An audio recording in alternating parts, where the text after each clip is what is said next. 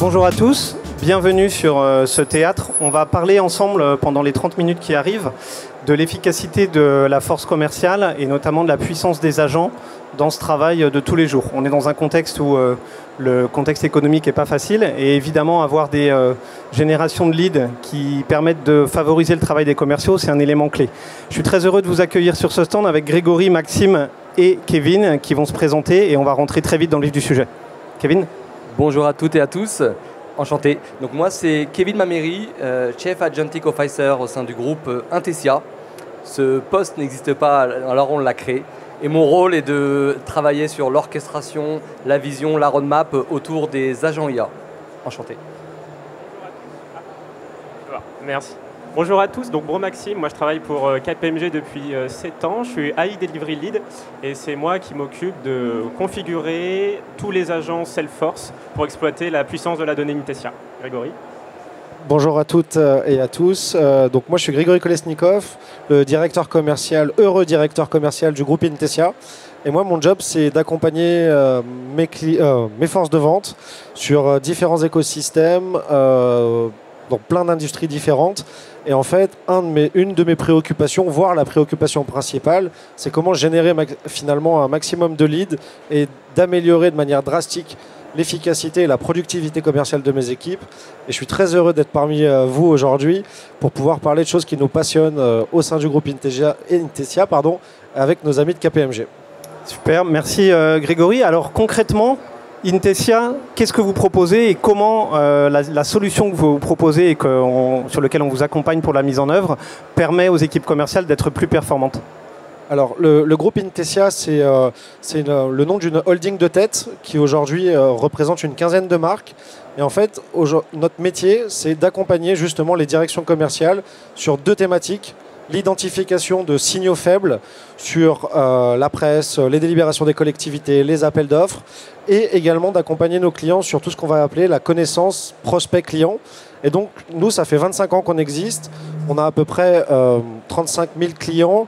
On est présent dans 4 pays, France, Espagne, Italie, Belgique.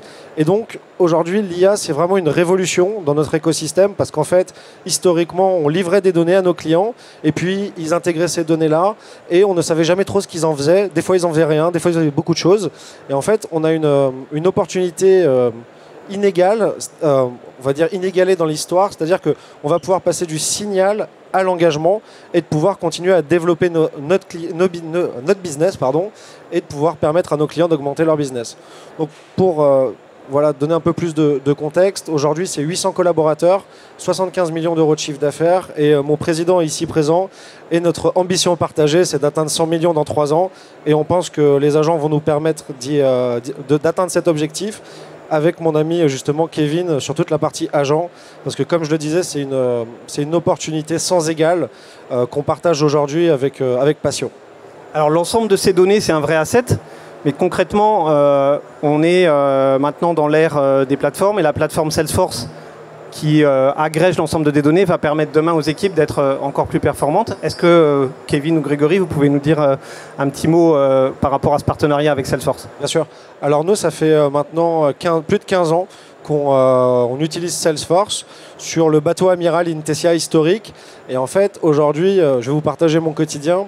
J'ai une quinzaine de marques, j'ai à peu près 4 CRM distincts qui communiquent peu ou prou ensemble et on a fait le choix que Salesforce devienne la colonne vertébrale de l'ensemble de notre business dans une vision multicanale. Et donc dans ce contexte, toutes les fonctions de l'entreprise sont en train de converger sur la plateforme Salesforce. Donc les SDR, les sales, les CSM, les ops, la finance, avec pour objectif, parce que je ne vous ai pas tout raconté, parce que sinon on pourrait y passer la nuit, mais en fait on a acheté plein de boîtes différentes qui sont soit concurrentes, soit très complémentaires. Et moi, un de mes enjeux, c'est d'améliorer le footprint au sein de mes clients et donc de faire multi-vente au sein d'un seul et même client, parce qu'en fait, on a des plateformes qui nous le permettent. Et en fait, sans Salesforce, sans cette colonne vertébrale du business, c'est littéralement impossible de pouvoir piloter ça de manière globale. Donc ça, c'est le premier point. Et aussi, Salesforce, avec tout ce qu'on a déployé là tout récemment, notamment avec RLM, qui nous permet en fait aujourd'hui de tester de nouveaux business models très rapidement, parce que nous, historiquement, on est un acteur en fait du SaaS. Donc, qui dit SaaS dit abonnement du 1er janvier au 31/12. Et en fait, dans l'ère agentique, on est en train de faire évoluer nos business models sur des sujets beaucoup plus à la consommation. Et en fait, on tâtonne aussi, hein, comme AdGenForce peut tâtonner aujourd'hui pour dire, bah voilà, le business model aujourd'hui c'était ça. On doit, on va dire converger vers d'autres business models. Et donc aujourd'hui, nous c'est notre colonne vertébrale, RLM nous aide. On est en train de déployer AdGenForce pour mes équipes SDR, pour nous permettre justement d'améliorer la productivité. Pour vous donner un ordre d'idée, moi aujourd'hui, chaque mois, je dois générer 1200 R1. Donc 1200 R1, c'est colossal. C'est des tâches qui sont très difficiles à réaliser. Je prends un fichier, je l'enrichis, je l'importe, etc. Et en fait, l'idée, c'est vraiment d'avoir cette colonne et de pouvoir fluidifier entre un signal business jusqu'à l'engagement et de pouvoir finalement appeler que les clients qui en valent la peine. Parce qu'en fait, on est tous sursollicités, surspammés. Et nous, on a cette chance d'avoir des données qui sont uniques et qui permettent justement d'alimenter AdGenForce et d'engager au plus près les décisionnaires. Parce qu'en plus, dans un écosystème aujourd'hui, dans un contexte économique qui est de plus en plus compliqué, le seul moyen de faire la différence, c'est d'améliorer la productivité. Et bon, au-dessus de mon patron, il y a un actionnaire. Mon actionnaire me dit il faut faire plus, toujours avec les mêmes ressources. Et donc, en fait, c'est comment arriver à optimiser mes budgets. Et AdGenForce nous y aide. Et on est en train vraiment d'exploser, nous, la prise de rendez-vous. Et on souhaite continuer, notamment sur comment on va gérer notre parc client. À titre d'info, j'ai plus de 100 000 utilisateurs quotidiens de mes plateformes. Donc, c'est colossal. Et en fait, j'ai plein de signaux qui remontent, sauf que j'ai que 70 vendeurs. J'ai 70 CSM. Mais en fait, si on fait la division, on ne peut pas parler à tout le monde, c'est pas possible. Mais pourquoi je vais essayer de parler avec Maxime, avec Kevin ou avec Jean-François? C'est parce qu'en fait, j'aurais capté un signal que l'IA m'a aidé à capter. Et donc voilà, donc ça c'est notre opportunité. Et très heureux d'être, comme je disais, moi je suis très heureux aujourd'hui d'être avec KPMG qui nous a vraiment accompagnés et avec qui on développe aussi des solutions pour nos clients. Parce qu'en fait, nos clients ont aussi des problématiques d'intégration de nos données dans leurs écosystèmes. Et pas plus tard qu'hier, on est encore en rendez-vous et demain, j'espère. Exactement. Donc, je vais passer la parole Kevin, Maxime. Maintenant, concrètement, donc, on a effectivement ces données qui sont un vrai asset qu'on exploite et qu'on va mettre à donner des équipes commerciales. Demain, au travers d'une plateforme comme Salesforce, plateforme CRM, dans laquelle on va faire de l'activation, du marketing, potentiellement du service client. Comment ces données-là, comment on s'y prend pour mener à bien l'ensemble d'un projet sur la base de ces données et pour pouvoir exploiter la puissance de la plateforme? C'est très clair. Donc par rapport à cela, la mise en place de l'AdGenForce, avant de passer l'explication technique à Maxime, il y a eu une partie d'acculturation où comment on utilise, est-ce que l'IA va nous remplacer ou au contraire va nous faire gagner en productivité. Donc il y a eu cette phase de acculturation formation qui est assez cruciale, primordiale. Ensuite, on a travaillé avec nos experts métiers, comprendre, pas mettre de l'IA pour mettre de l'IA, mais résoudre des problèmes. Pourquoi vous voulez de l'IA? Oui, Intesia pousse plus d'1 million de signaux d'affaires par an à nos clients, à nos users, à nos bizdev en interne. Que voulez-vous le faire concrètement? Donc bien comprendre l'orchestration que doit faire l'agent. Et l'idée derrière, c'est que l'humain devient beaucoup plus productif, que l'humain ait plus de temps, comme on le voit là avec Grégory, échanger avec les partenaires, avec les prospects, etc. Et toutes les tâches, je dirais, assez chronophages, qui puissent être déléguées à son agent. Et dans un monde, je dirais, rêvé, c'est qu'un collaborateur de demain devienne manager de multi-agents en fait, à lui tout seul devienne une équipe. Il y a quelques mois, quelques années, c'était un peu un rêve et aujourd'hui, comme on le voit, ça devient réel. Et sur la partie AdGenForce, on a voulu travailler avec un partenaire de renom, KPMG, et je passe le micro. Merci Kevin. Donc moi c'est plus la partie technique, c'est comment je fais en sorte que les agents et les commerciaux de Grégory soient soulagés et puissent être plus efficaces. Donc aujourd'hui, grâce à la plateforme Salesforce, on est capable d'absorber toute la donnée de qualité que Intesia nous envoie directement dans la plateforme sans travaux de développement particuliers. On peut s'interfacer directement avec leur système et laisser notre IA s'entraîner sur ces données et être capable d'identifier les meilleurs leads en fonction des instructions qu'on va lui donner, on va lui expliquer, on va lui faire comprendre par secteur d'activité, les signaux qu'elle reçoit, comment on doit les traiter.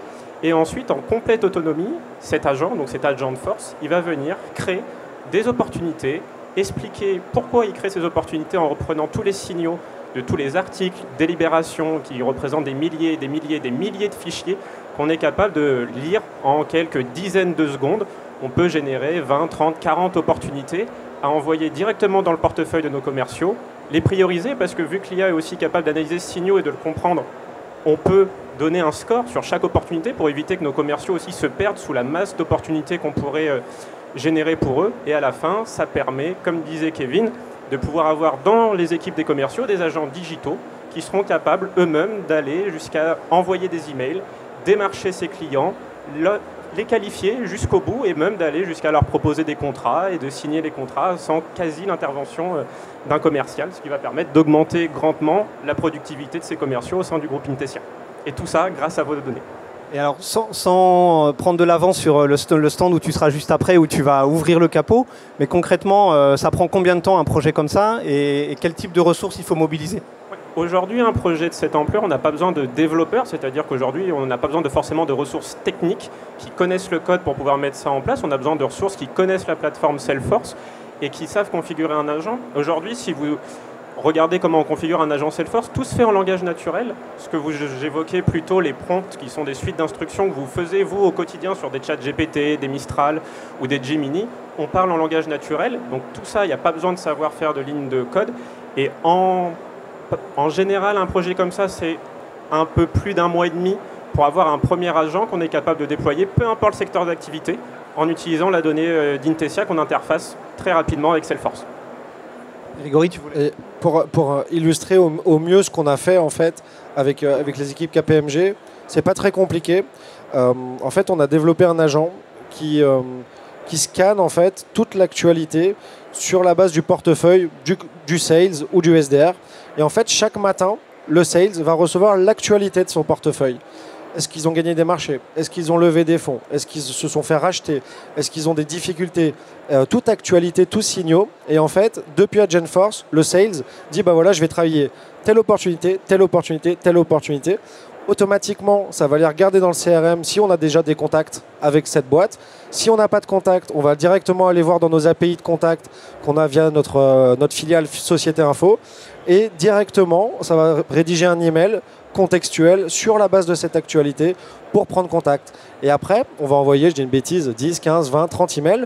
Et en fait, on va scorer les ouvreurs cliqueurs.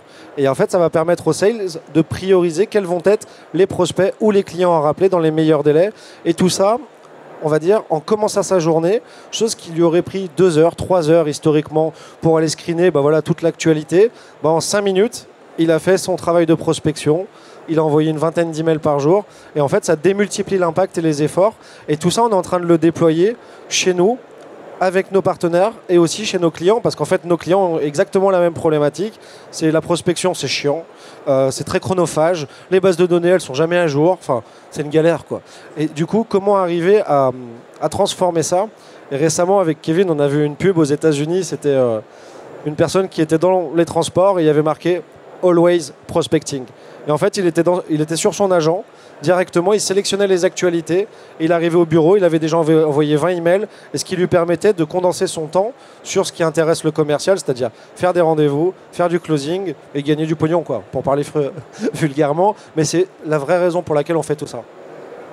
Et je rajoute une petite chose par rapport à ce que vient de dire Grégory. Ce qui est très intéressant, en tout cas ce qu'on a voulu faire avec KPMG, comme un collaborateur pour lequel il aurait une fiche de poste, je dois prospecter X société, X rendez-vous, etc.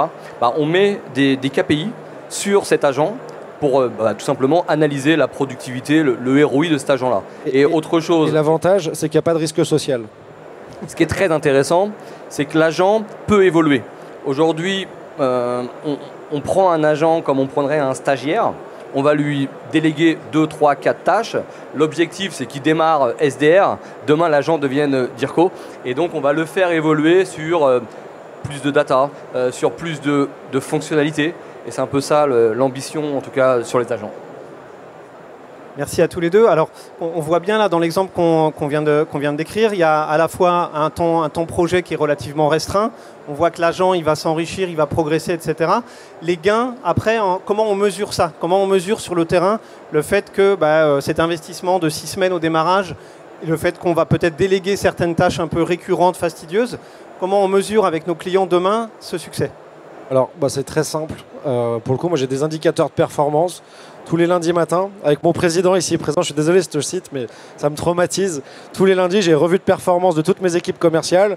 Et en fait, c'est pas très compliqué. Soit ça monte, soit ça baisse.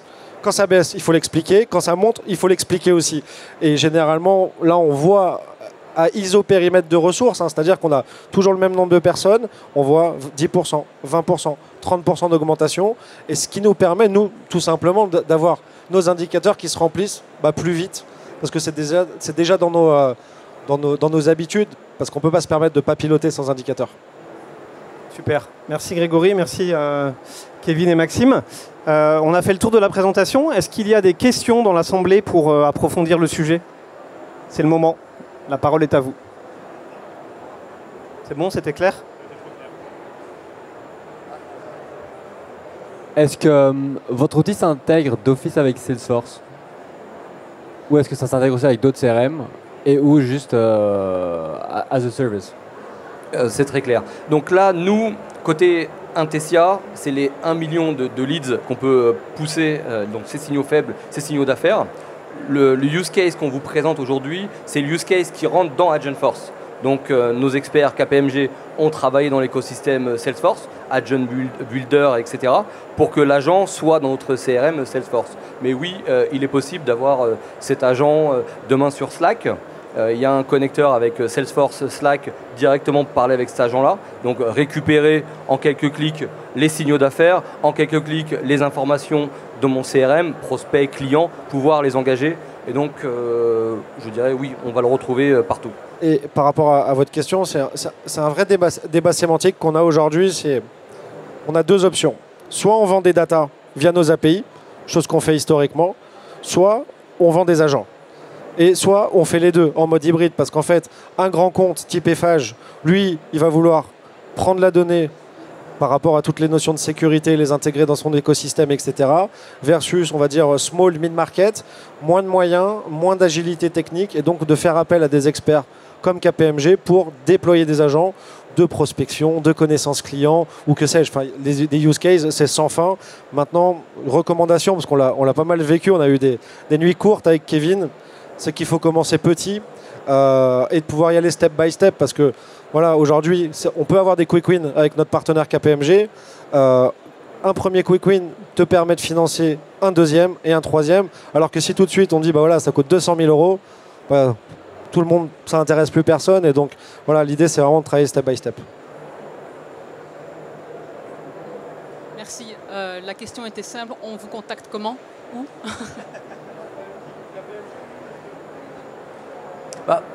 KPMG, Intesia. On peut discuter après avec plaisir. Sinon, il n'y a plus nos noms et prénoms sur LinkedIn. Mais si, on peut échanger tout de suite après, sans problème. Je me posais la question si vous travaillez avec des laboratoires pharmaceutiques.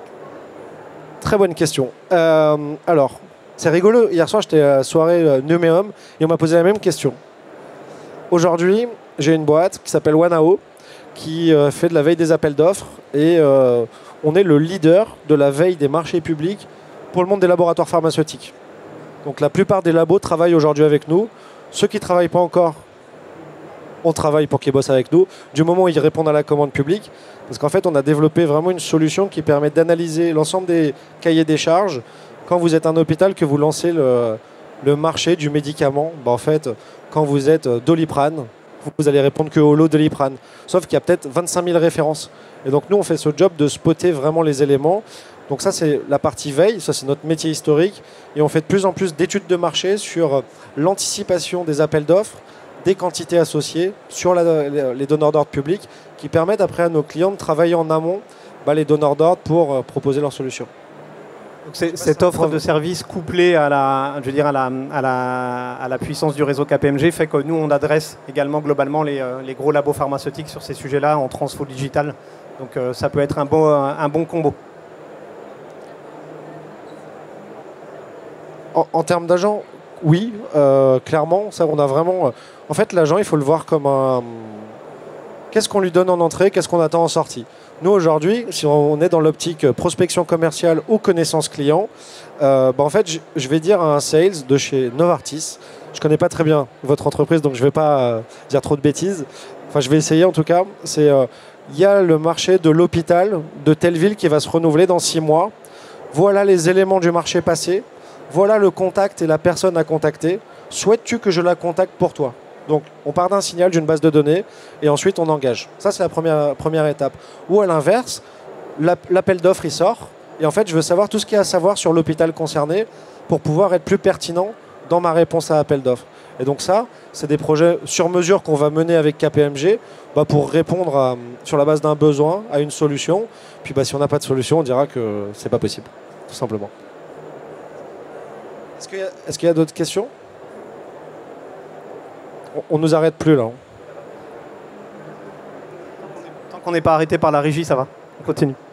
Bonjour à tous. Moi, je voulais juste savoir comment s'assurer que les signaux envoyés par les agents, ils sont pertinents si on n'est pas sûr de la data qu'on agrège justement par ces agents. Je vais répondre rapidement à cette question avant que Greg rajoute des détails dessus. Donc nous, traiter la donnée, comment dire, j'avais un anglicisme, garbage in, garbage out. La data, c'est notre cœur de métier depuis 25 ans.